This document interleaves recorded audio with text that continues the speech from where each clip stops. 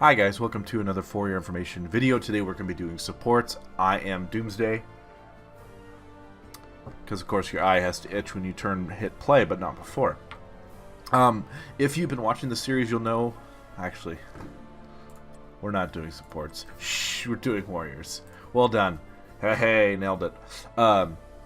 If you've been watching the series, you'll notice that my Assassins video, well, that's creepy. It looks like it's like clipping. We're gonna do our tennis. If you've been watching the series, you'll know that the last Assassin video was an hour long. However, depending on when you jumped in, you'll notice there's a much shorter version now available. And the reason being is I realized doing all the talents for all the characters makes no sense, so I'm going to do builds for them later. I was trying to give you guys an idea of who to jump into, but ideally the point of these videos, when they're literally labeled Assassin Support, Warrior Specialist, and technically Multiclass, which means Varian, is to really just give you an overview of what those characters do. So, like, for instance, today, when we talk about warriors, we're talking about two very specific categories, and here's the difference. Someone like Artanis is going to do more damage, but be more squishy than, let's say, a Diablo. Now, technically, Diablo can be a little squishier, and his whole goal is to jump on the enemy team, pull someone out of position, and kill them. Typically, that's called a bruiser, which I would classify Diablo as. But Artanis and Diablo are not created equal. Johanna, on the other hand, is a solid, if you've ever played World of Warcraft or any RPG in general, this is your tank. This is the anchor to the whole team that is going to have a lot of crowd control. It's going to have a way to get away, be able to engage very safely, and have a lot of utility for the team. The tanks are Johanna, Murden, technically Leoric, because he can be super tanky, and he's much more of a tank than some of the others. Someone like Stitches, who's in a very weird area, and then he's not really a tank, not really a bruiser. And Arthas was kind of supposed to be that solo tank, but he's kind of fallen off just because he lacks the mobility to be a main tank. Now, I'm using tank and bruiser a lot, so just to make sure we're really clear what those terms mean, tank takes a lot of damage, is able to be by themselves on the team, does not need someone else. Off tanks are typically Sonya, Artanis, Anubarak, Rexar, even Leoric to an extent, although he can solo. I've seen Tyrael do it, but typically he's an off tank. Varian, Zarya, Dahaka, Diablo. So you're noticing I'm saying a lot of these are all off tanks just because they just do not have the survivability. ETC has grown into a solo tank role because he can get away. That's really where Tyrael's been able to shine, in that the mobility. When you're looking to pick a hero to play and looking for ones that are easy, this is why you'll have seen videos for Johanna and Meriden on the channel, is they have the ability to run, to disengage, to get out of a fight. Anubarak is able to kind of fill that role, but is not able to, what we call peel, get enemy teammates off your team, off your backline, off your squishies, so to speak. That would be your assassins and your supports. Heroes is in a really weird place right now in that we have a lot of off tanks, a lot of double tank meta, technically triple depending on the enemy team or the team you're playing on, but not a lot of solo tank just because we don't have a lot that can do that. Dahaka just got reworked to be able to be a solo tank. Kind of. I still wouldn't classify him as a solo tank just because he doesn't have the tankiness of a Johanna or a Murden, which is why most of the ones you see on the screen here are not classified as easy. Anubarak is medium, Artanis is medium, I would say hard just because of friability along with the Anubarak. Arthas is medium, and we'll ignore, you notice I haven't spoken about Cho. He's part of the two-headed ogre. It requires two people, don't worry about him right now. Dahaka's medium. Diablo, I would say, is a little hard because of his abilities. ETC is probably hard. Zarya says she's easy. She's hard to manage. Easy abilities, hard to play well. Varian is medium because if you go tank build, which he technically can solo tank, you're going to be able to do a lot of work for your team. Tyrael's hard to play, so I would say technically hard. Stitches is one of the easier ones to play, which is why you can kind of fill the solo tank role. Sonya, same thing. I personally think she's hard just because you don't have mana, you have Fury, which if you spend incorrectly, you're going to get killed. And Rexar is definitely hard because he can't solo tank. You're controlling two characters. Now, that we've gone over all of them, let's talk about the maps that some of these heroes are good on. Typically, your solo tank of Johanna, ETC, Dahaka, and Muradin, which we'll basically classify those as your 4 options, are good on basically any map, any comp, because they have the ability to knock people away from your team, stop them, stun them, all that stuff. So any map you need to control points, team fight, they're going to be pretty versatile. The others, like, a Nubarak or Sonya or even Stitches, if you are on point control maps and getting a kill is really going to turn the tide for your team, they're not bad ones to pick up. Rexar succeeds on the point control maps because he has the bear that he can just send out and he can do other stuff.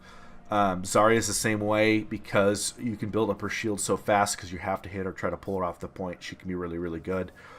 If you are looking for a team that really needs to pull someone away from the rest of their team, any kind of map that's 2 lanes or smaller, like Tomb of the Spider Queen, you're going to be able to do a lot of work because you're going to be able to do a lot with somebody like Diablo, Dahaka, or ETC because they can engage and really displace an enemy team member and do some work. I haven't spoken about Chen because, as you can see, he's also hard, and his kit is just real strange. He is technically a solo tank in that he has the survivability, but he doesn't have the peel potential. So that's kind of an oddball. I haven't really talked about Arthas in terms of what maps he's good on, is because he is just not really good right now. I enjoy playing him, but there's just far better options out there. So in general, when you're looking to pick up a warrior, you want to really understand what their kit does, what their abilities was, what their kit would be, what they're able to do on a map, what the rest of the team comp's going to look like. Like, I'm not going to pick Diablo with really squishy supports and backline heroes because he needs to engage, and if your team can't follow him in, they're going to have a lot of trouble. So as you try to figure out what kind of tank, what kind of warrior you're going to play, you need to really determine, are you good at understanding when to engage and when to disengage? Diablo, if you engage and do it wrong, he's dead. That's just the end of story. It's been a little harder recently because of some of the resistance he can have, but against a well-coordinated team, he's just going to really suffer. If I was a new player, like I'm assuming you're watching this video, your main go-tos are going to be Johanna, ETC, Muradin to start. That'll give you a variety. Then you could branch out from there and figure out if you are good at picking your spots. You can play almost anybody on the screen. If you enjoy playing the assassin role, Artanis, Sonya, Varian, Zarya, and to an extent Tyrael are all really good at engaging and doing meaningful damage. Tyrell's damage is not great, but his ability to stick to a target and really harass is what makes him so good. So figuring out which one you are is going to be a huge, huge key to your success, even in quick match against AI, in rank play as well. Typically, the tank is going to be the one who's going to want to take the Dragon Knight or take the Garden Terror on those maps.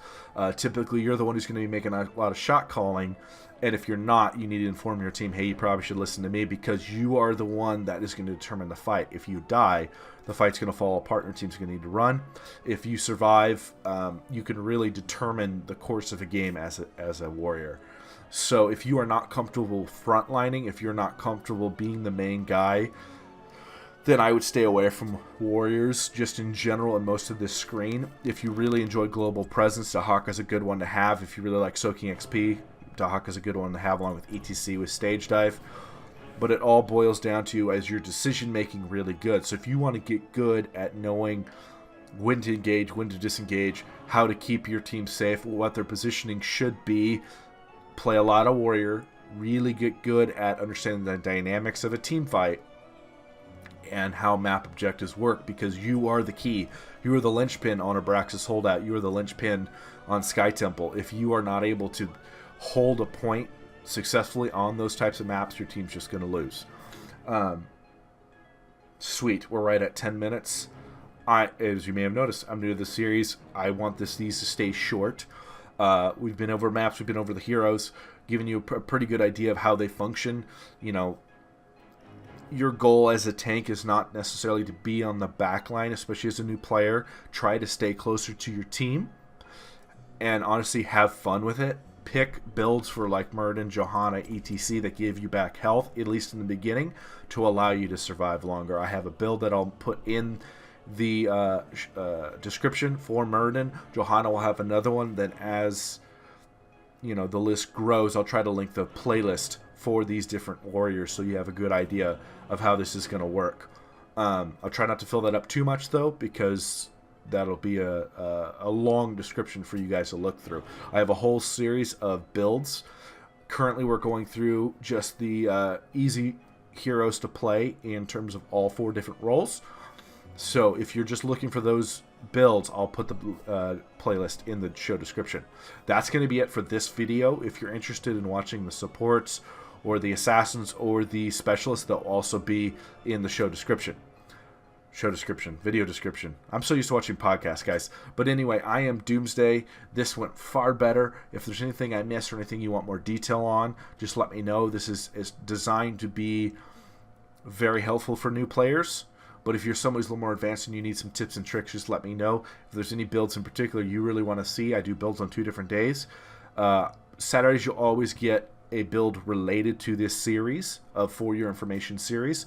Mondays are kind of a pick and choose one. I'm doing currently doing videos focused on heroes whose talents are very, very hard and their traits are very, very hard to balance. But if you're looking for an ETC build, let me know, and I try to respond to these really quickly and get those builds put up fairly fast, depending on how much time I have. Anyway, guys, peace out.